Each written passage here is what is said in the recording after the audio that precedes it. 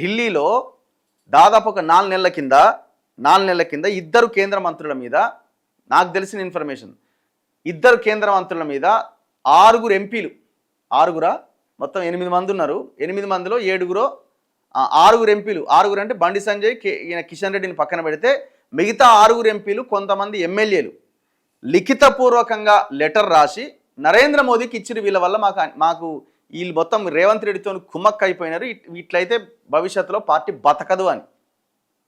నేను ఓన్లీ మాట ప్రకారం లెటర్ రాసి సంతకాలు పెట్టి 6 ఎంపీలు, కొంతమంది ఎమ్మెల్యేలు, బీజేపీ ఎమ్మెల్యేలు అందరూ కలిసి ఆ లెటర్ని నరేంద్ర మోదీ దగ్గర ఇచ్చిండ్రు. అది వాస్తవం కాదేమో చెప్పమానండి. ఇది జరిగి దాదాపు 5 నెలలు 6 నెలలు అవుతుంది. 5 నెలలు కూడా 3 నెలలు 4 నెలలు అవుతుంది.